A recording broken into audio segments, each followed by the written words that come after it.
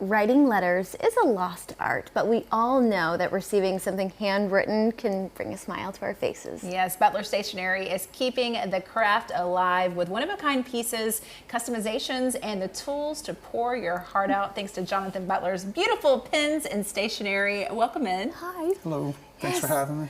Your stuff is stunning. We can't wait to take a closer look at it. But I want to know more about the passion behind it, because it really all began with your love for fountain ink. Yeah, so I've always liked pens, and I've liked collecting different kinds of pens, old pens, new pens, but there was never a good place locally to go and see them, feel them, and try them out. I hate ordering them online because you never know really what you're going to get. So the opportunity presented itself in 2022 at a small space in Columbia that I could open up a little 15 by 15 spot and test it out, and then from there I grew it to 15 by 30 in that space.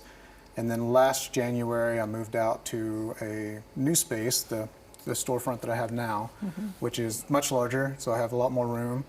And I've just kind of slowly been adding new stuff, bringing in new things. I do a lot of locally made stuff, and I also do pen repair and restoration work on vintage pens. So if people bring in mom and dad or granny and grandpa's old pen that they found in a drawer, I can usually get it back up and writing again. Oh, that's amazing. Okay, we're talking vintage pens. In 2022, you continuously keep growing this in, might we add, the digital age, but you say this is really, there's really a market for it. Yeah, so people are digitally burnt out. I know a lot of people are tired of being on the computers and on the phones all the time. The pandemic really kind of helped push more of a renaissance of writing utensils because people were looking for a way to, an outlet, to vent, to journal, to get back to letter writing. So that really kind of pushed more people into the hobby, because that's what it is, it's a hobby. A lot of people collect pens. I've got quite a collection that I've grown over the past few years, and then I've got people that come into the store that have hundreds, some even over 1,000 pens that they collect. So between vintage and new, there's just so many different options that you can go with. Lots of pen options that are gorgeous, but let's talk about some of these other items you brought in as well. We'll start over here. So this is, I do a lot of, like I said, a lot of locally made stuff. There's a guy down in Columbia, Jake Trainer. He goes by Cypress Leatherwork. He does all of my leather goods for me. So he hand makes all these. He recently brought the bag in to me, which is just stunning.